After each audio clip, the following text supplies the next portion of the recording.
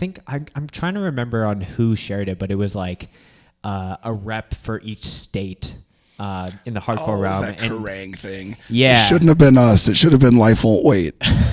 That band was so sick.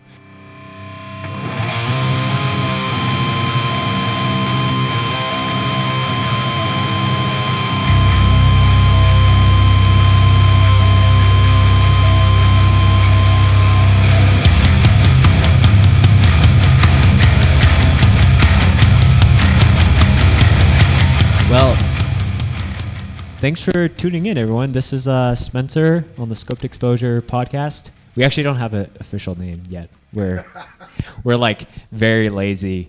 Well, we're just behind, but we just wanted to record some stuff while we're here for the Wild Rose weekend.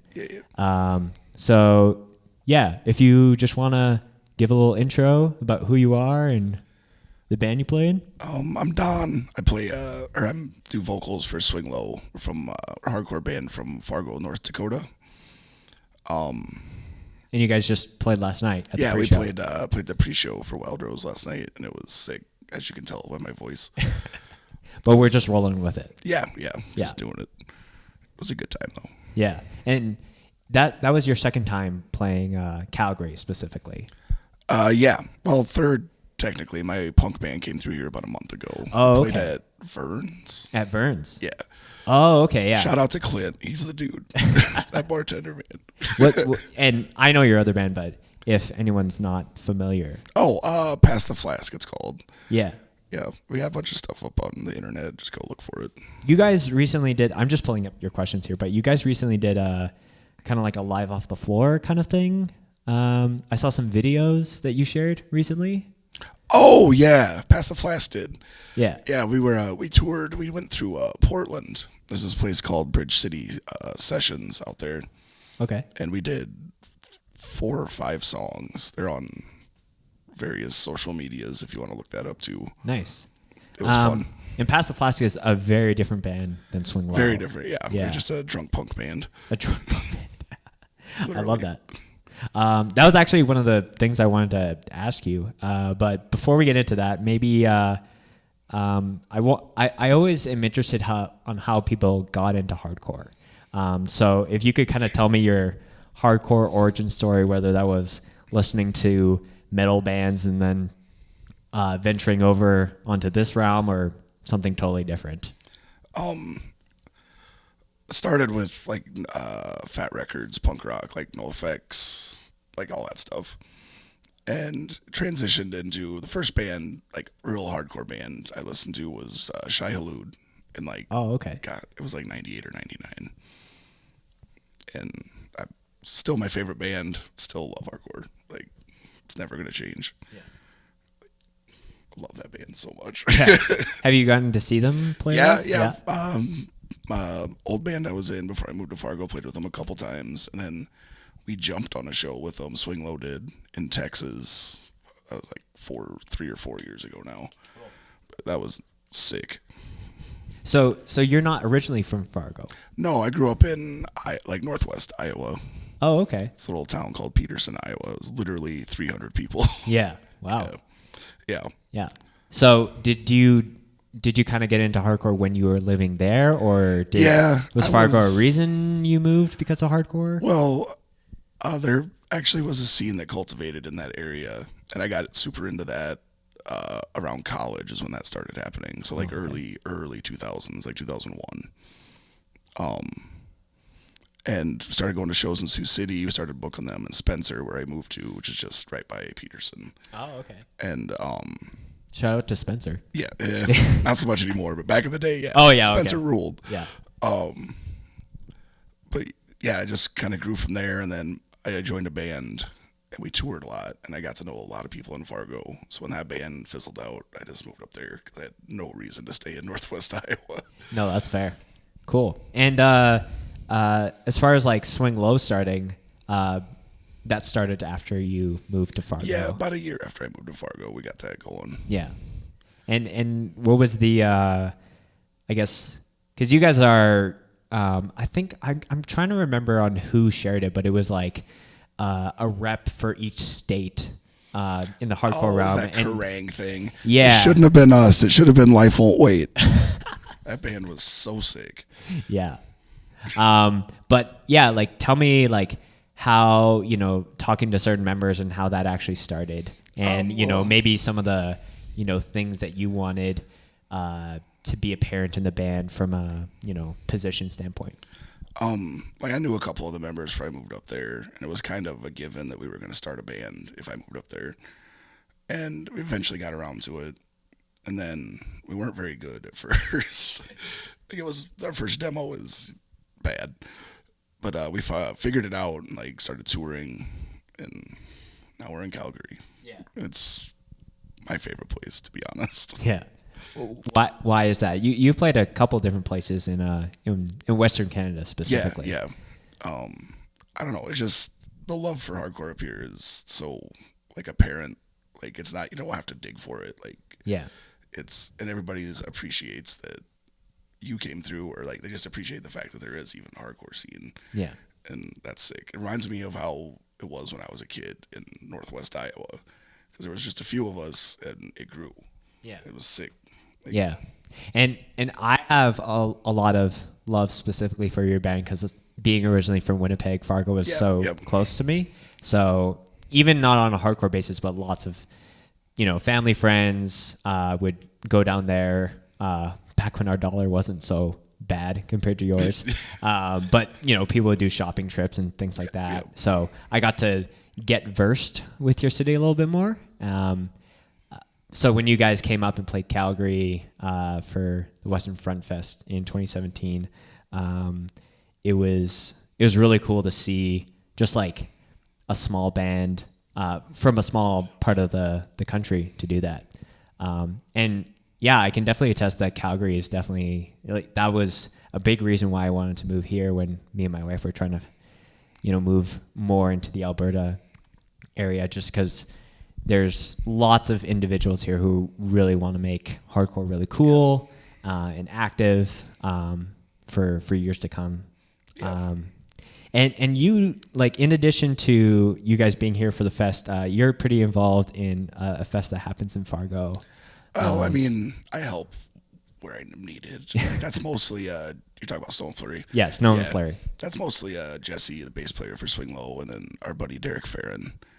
And they book all the bands, and like I just help if I'm needed. Yeah. Yeah.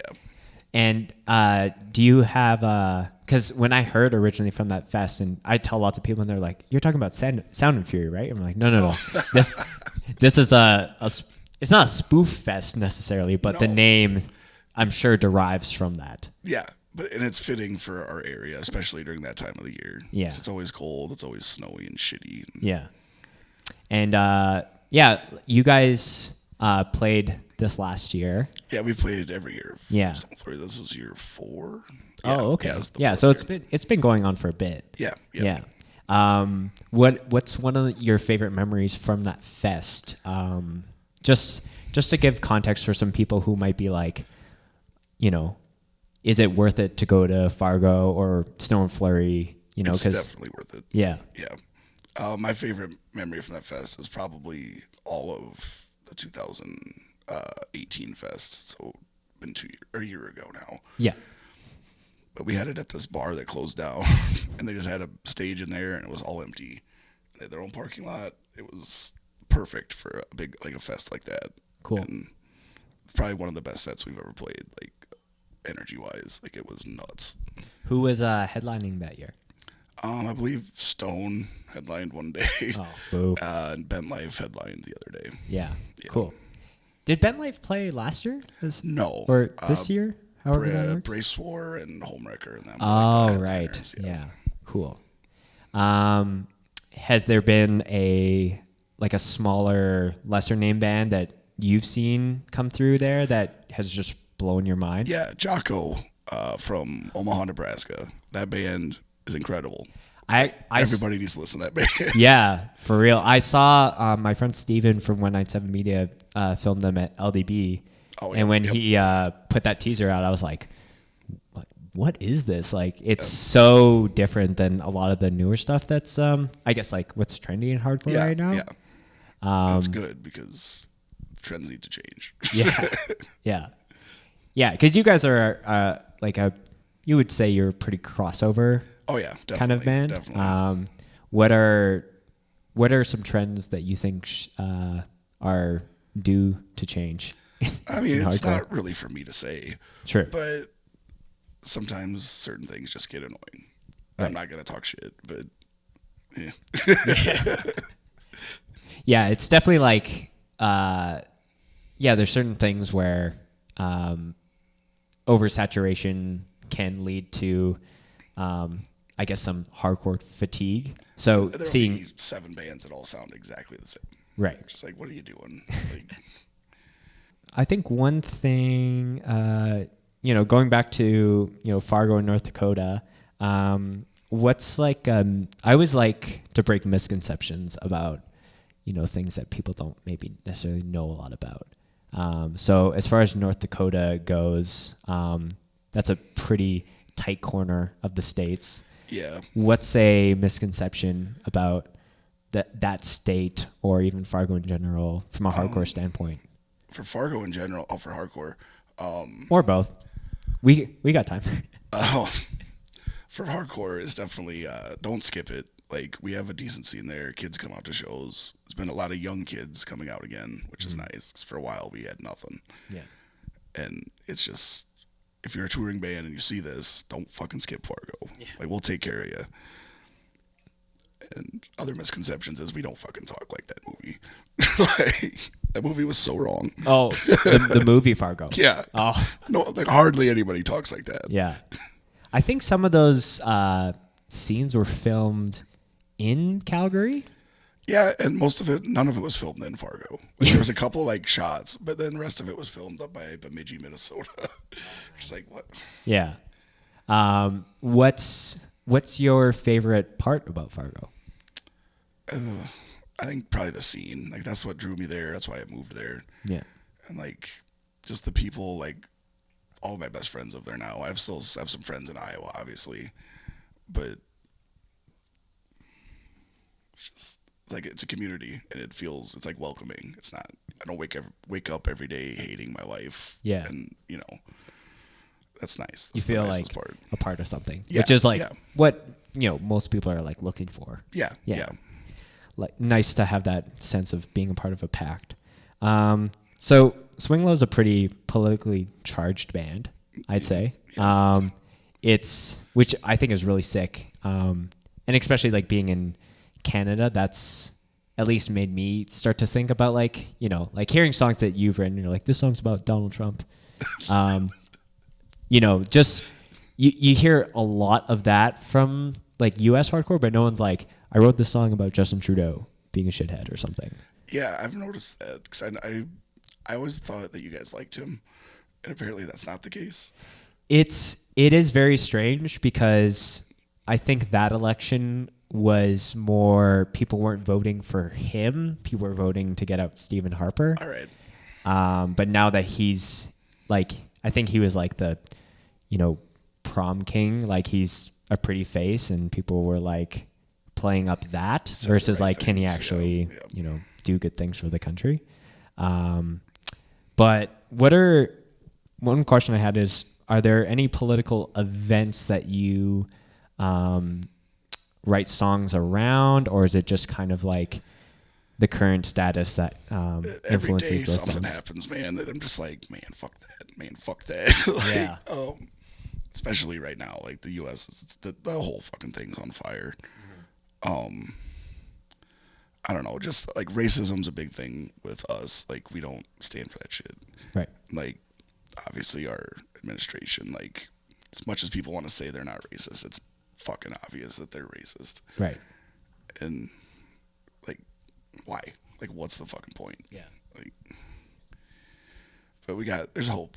Like, they got that Ocasio lady, and Bernie's running again, which I don't think he'll win, but Right. it's Yeah. something. Like it's definitely interesting being in Canada to watch that like borderline from the sidelines and kind of see like the stuff that's happening through that. Cause I remember seeing when Bernie like kind of announced that he wasn't running anymore on the last election. It looked got like screwed. Like, Yeah. Hillary fucking screwed him. Yeah. She sucked. Because I'm very interested if like it was him and Donald Trump running, like how things would have panned I out think Bernie then. would be our president right now. Yeah, to be honest. I think so too. Yeah. Because kids would have came out of the woodwork to vote for that man. Yeah. And not this time. I don't know. Like, so much time's passed. And Biden is not. He's not the answer. Yeah. Like, it's just status quo again. Which I guess we should be used to that. Yeah. Yeah. It's. Do you think that the current president or whatever administration is, a lot of people use that as a way to either choose not to invoke change or things like that, versus just like it doesn't really matter who the president is? This is the first president we've had that I've seen an actual change in people's behavior and the way they talk. Sure. In the United States. Like, usually it's just bullshit in, bullshit out. But this time it was, these people are frightening and they're loud. Yeah. And Yeah. like, I know there's not as many of them as we think there is, but it's just like, Jesus Christ, this Yeah. exists still. What the fuck? Yeah. And especially with the internet, like a lot of those voices can seem a lot louder. They cut through a lot more. Yeah. And I know that that's the case, but it's still just like, damn. I think I saw one comment, and people were just saying like the targets have always been there. They're just easier to see now, essentially. So a lot of those people were, they didn't have a platform or they didn't feel like they had someone backing those choices or those perspectives or viewpoints. But now that is the case, that, people feel like a lot more empowered to do that, which is really sad in some cases. Yeah. That's why that shit in Charlottesville happened, and that's why it continued to happen afterwards, because that motherfucker wouldn't condemn them. Yeah. It's like, there's bad people on both sides. Well, like, of course there is. Yeah. But really, you're going to fucking say white supremacy is okay? Like, you got to be kidding me. Yeah. And I always find it really interesting nowadays with the internet that you're able to kind of like sniff out bullshit with, not even just politicians, but just with like how people, not necessarily like owning up to their decisions. They're just like trying to cover things up. And I think that's what makes people more upset nowadays. Yeah, yeah. It's That like- stuff always comes out, like, almost always. Like, look at Trump. Like, that dude's made of Teflon. He's had so much bullshit against him, it just slides right off. Yeah. Yeah, because like it's one thing for people to actually own up to what they did and say, I'm sorry. Yeah. But the fact that there's people that are like, oh, it was my, mental state, or, oh, it was this. Like, that's where people get really, really upset. And, don't want to do anything with that person afterwards. Yeah, that's super interesting. One thing, changing topics about you that you're really into, you like slowly get off of the political. I could go all day. We should probably get away from that. Yeah. In addition to hardcore, you're really into hip hop as well. Yeah. And one thing that I heard, I'm not sure if it was on a podcast, but one thing that someone compared hardcore to, I guess it's more rap, but hip hop's an extension of that, is that hardcore and hip hop are very similar, how there's lots of collaborations with the vocalists. So it's like this track featuring so-and-so, which I think is really cool because not a ton of other genres have that on a regular basis. Yeah. So do you have any, favorite guest vocal spots on certain hardcore songs?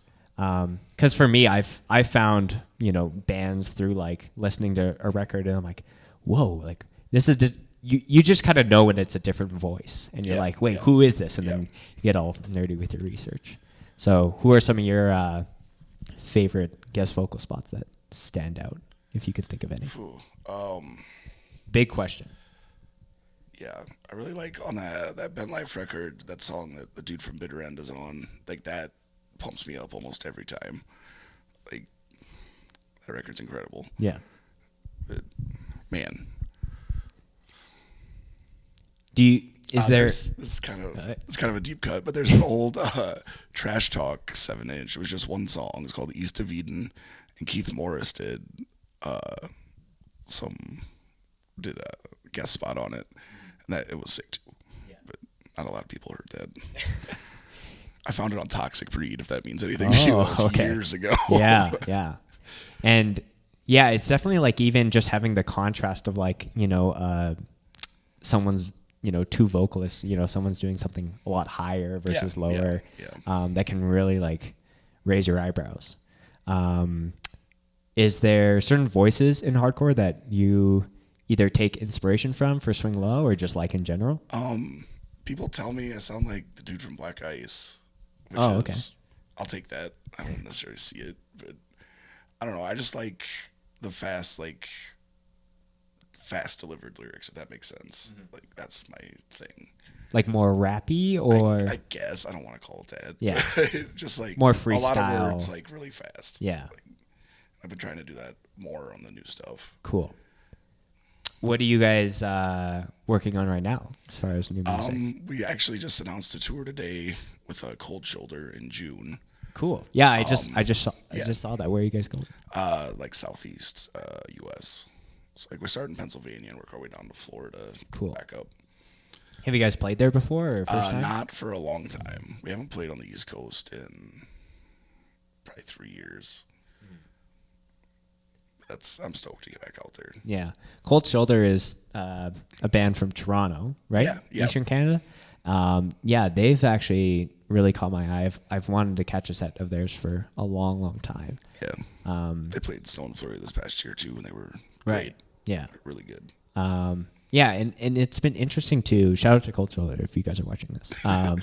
But I know that they've, they were doing a show late last year with Sedition, that they brought out Sonny from Hit 96 for. And I talked to Sonny briefly about it, and maybe I'm misquoting this, but it was interesting because I think they wanted him to cover them and get a little bit of exposure for the Toronto scene. So what do you think is more valuable? Because I've always found it interesting for bands in hardcore that won't do things like music videos because they're too cheesy or anything like that. I know you guys put out a music video for Death Tax. Yeah. We talked. What's your thoughts on that? I think, like personally, like I'm not trying to act in a video, but like live shots, like that's what I prefer. Yeah, that's what you want to see of another band. There are cool videos like that are like have like the members like acting and stuff in it, but I don't want to do that.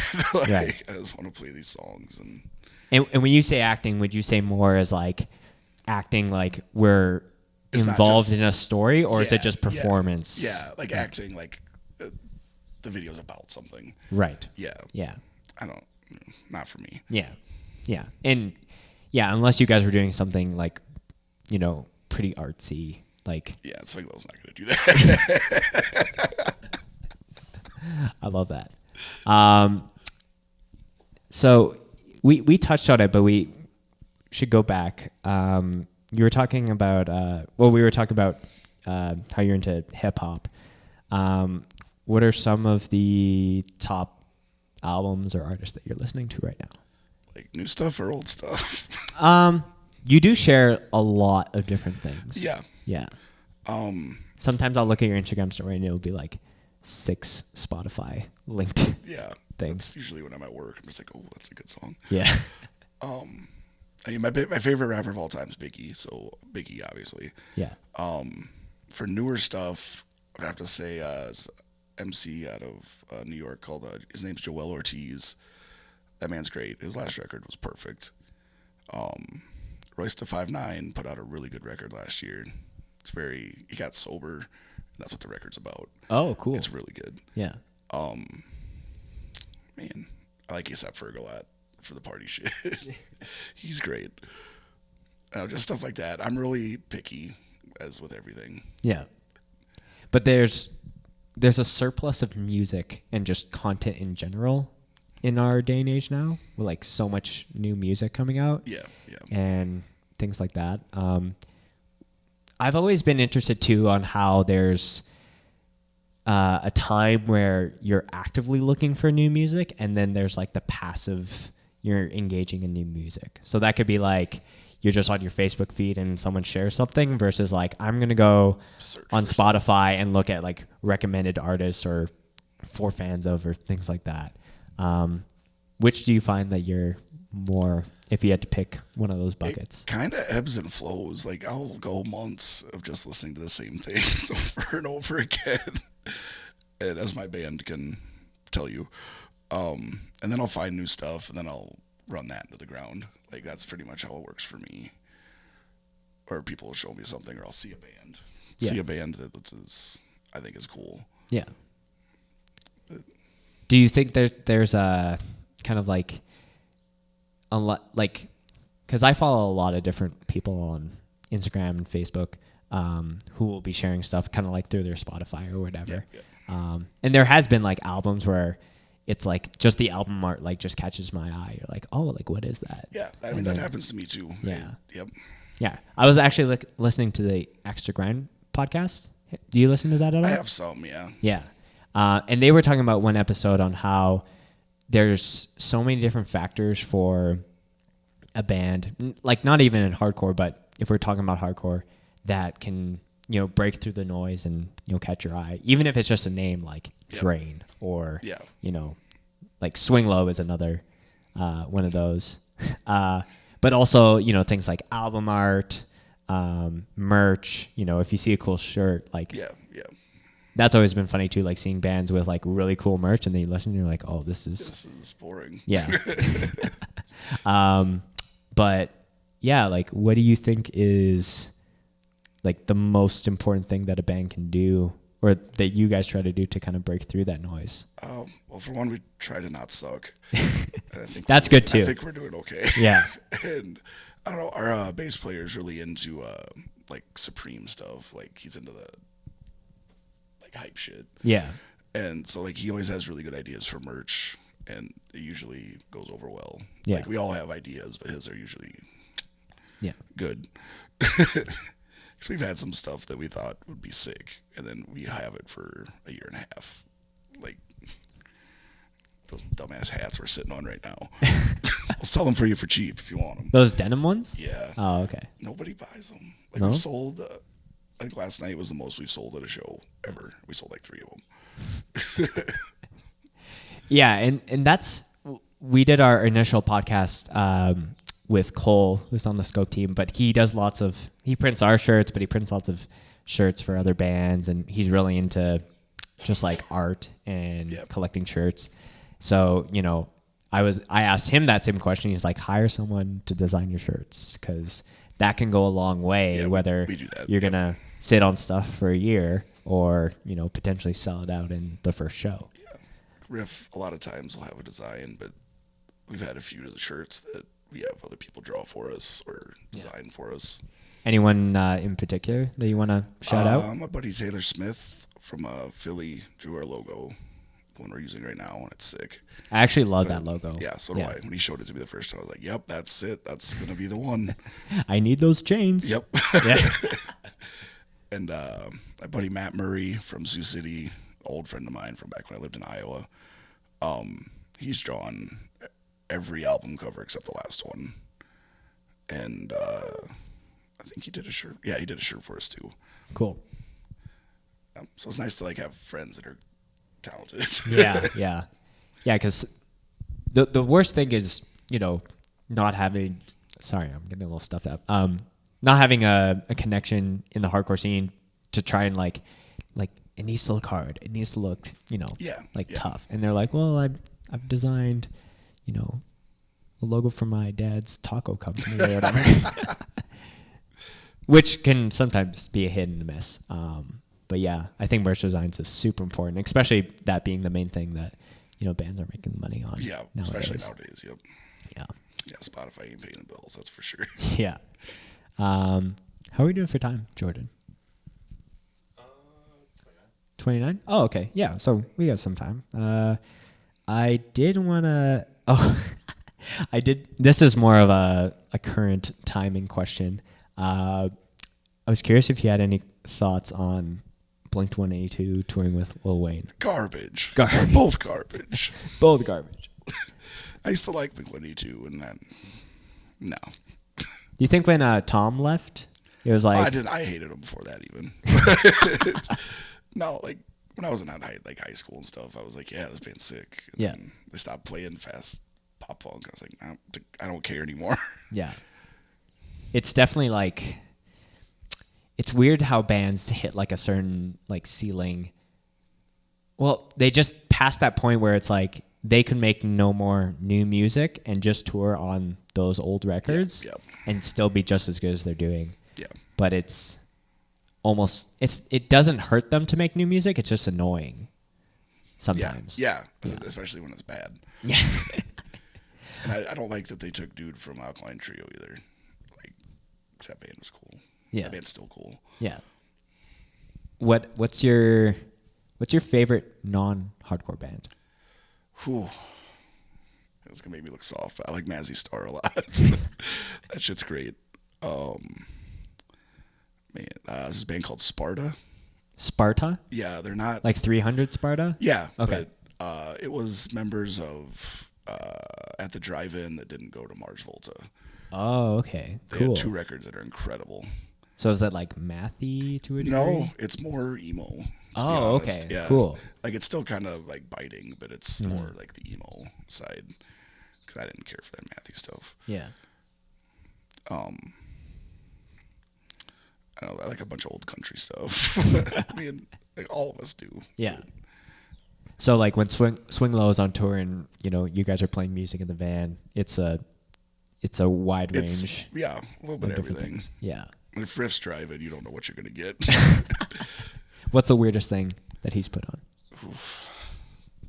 He put on a very weird podcast once. It was about werewolves and this lady, and that's about all I want to say about it. I desperately want to know more. I'll tell you when we're not all doing this. Okay. We were very uncomfortable for about 10 minutes. That's totally fair. He was laughing the whole time. I have dog poop bags in my back pocket, and that needed to get out. Not the poop, just the bags. So we mentioned at the beginning of this podcast that you play bass in Path the Flask. Yeah, and another band called Ripped to Pieces. Ripped Like to a Pieces? hardcore band. Oh, okay. I didn't know that. So Path the Flask, you said, is a drunk punk Yeah, band? yeah, basically. Yeah.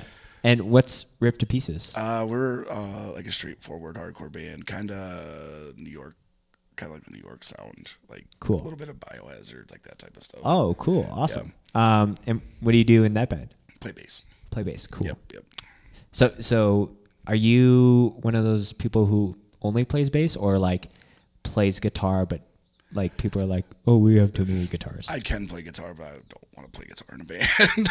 That's fair. Not that good. Yeah. Playing bass is more fun, I think. Yeah, it is. Yeah. It's easy. Yeah. You just like hang out versus like, oh, especially if you're in a 4-piece and you're the only guitar Yeah, player. because you can't fuck up that. Yeah. Because if you fuck up, Everybody knows. everybody fucks up. One of the questions I had was, what's something that you get? I guess you are playing you are playing an instrument in those bands versus doing vocals. But what's something that you're really happy that you get out of that band that you don't get in Swing Low? Like out of Pass the Flask. Yeah. Whether it's like it's just a different outlet. Like when we tour, like we just did a tour that came up through here. yeah. And it was very different crowds. It was different, like a lot of different people that I didn't know hardly any of the people that came to the shows. Usually that's not the case. And it was fun. Like we went all the way up to Prince George for a show. And hell of a drive, but it was sick. Yeah. The show was really good. Yeah. And it was beautiful. Yeah, that's a really nice part of the country. Yeah. It took forever to get there. Yeah, because North Dakota is still in that prairie landscape. Yeah, it's so boring. It's very flat. Yeah, East side gets a little hilly, but yeah, I Or west side, remember I guess. lots of drives from from Winnipeg to Calgary for the fest, or even up to Edmonton. That's where my wife's originally from, and it's just like Flat.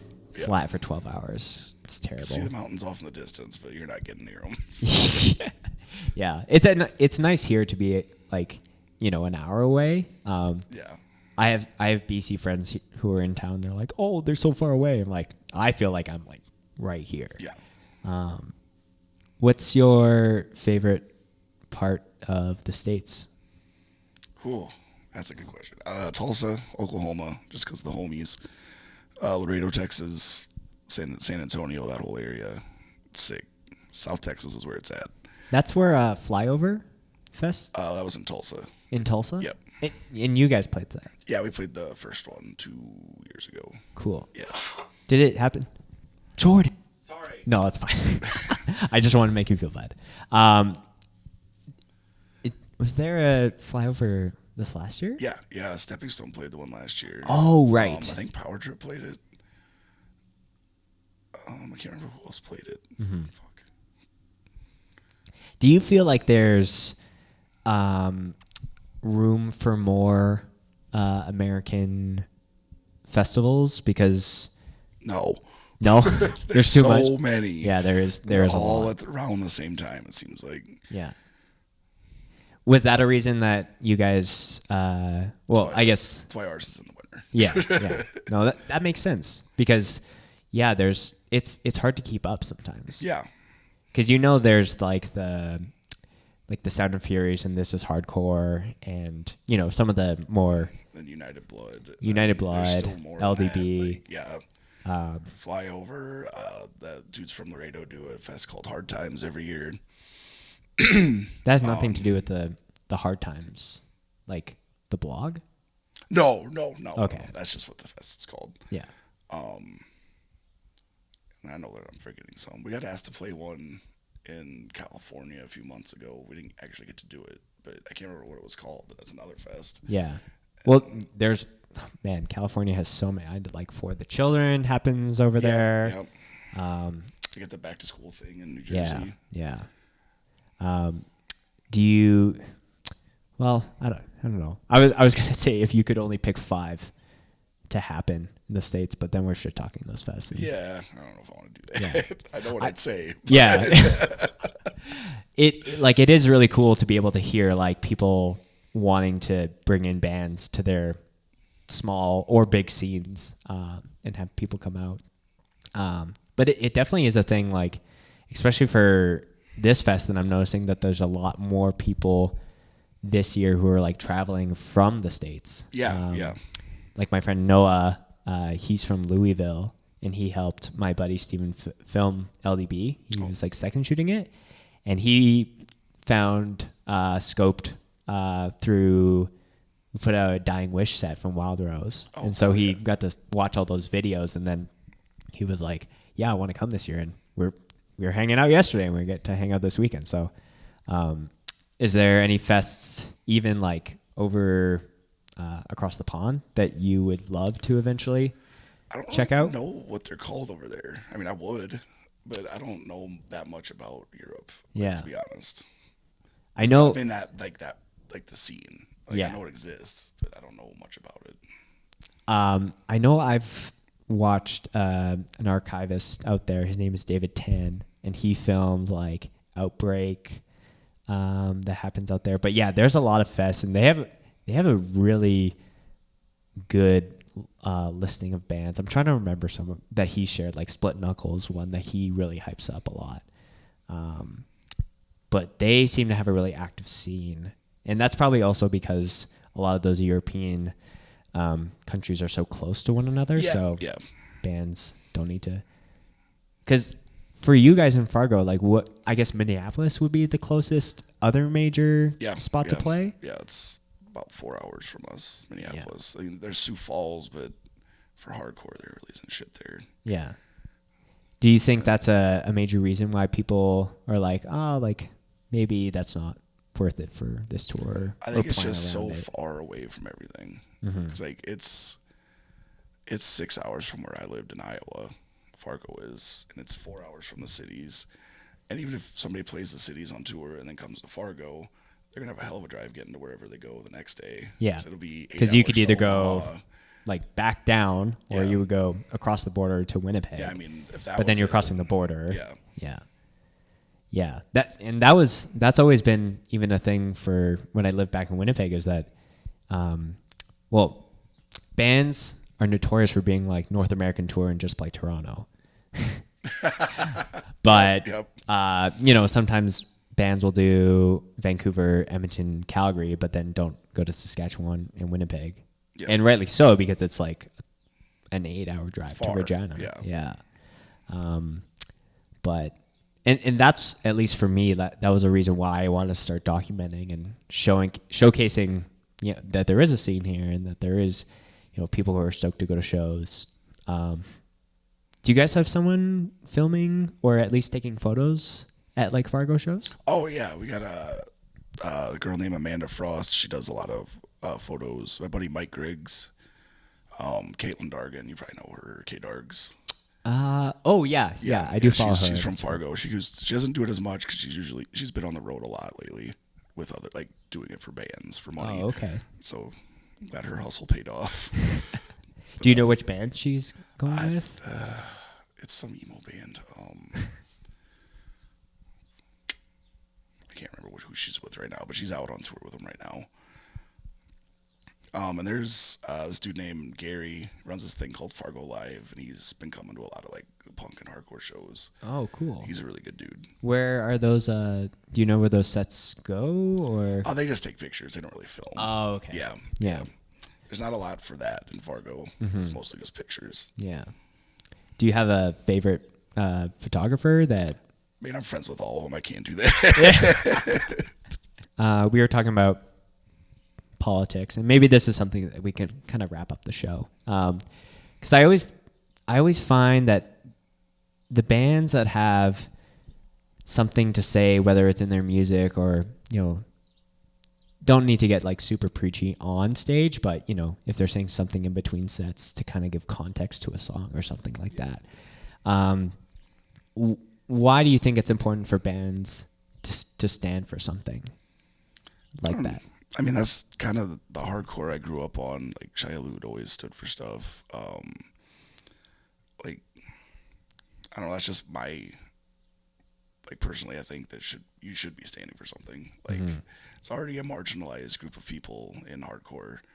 And then, like, we should stick up for the little guy. Like, fuck bullies. Like, fuck all that shit. Like, I don't know if that answers your question. No, and that's a nice little bookend, because you were talking about Shai Hulud being a big band for you, so Yeah. kind of nice. Lyrically, that band is perfect. Yeah. I love that band so much. Cool. And so before we wrap up, I know one segment that I'm wanting to always end the show with is your favorite hardcore mosh story, good, bad, or ugly. Whether that happened to you or to someone you know, I feel like those are always good ones. One time, remember the band Lionheart?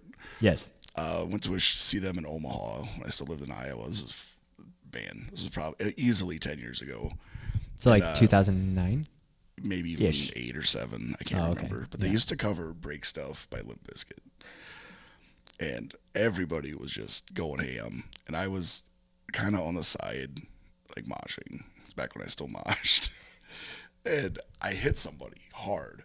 And I didn't think anything of it. I just kept going. And afterwards, I found out it was the promoter, who was a friend of mine, his girlfriend, who is now his wife. And her nose was like fucked up.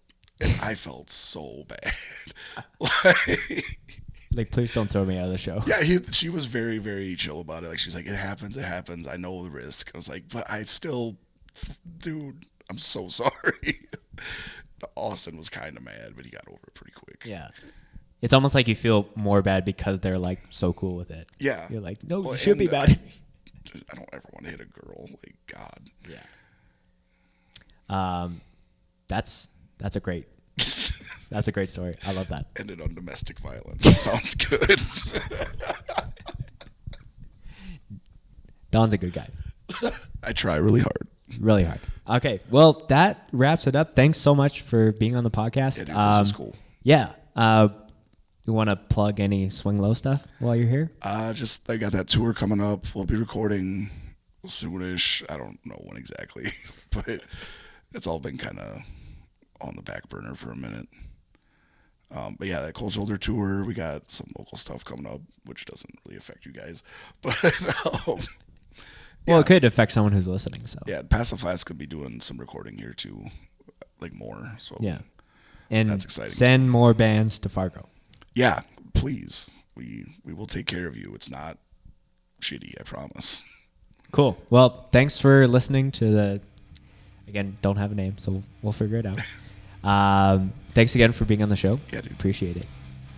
This is cool. Okay, cool. We're done.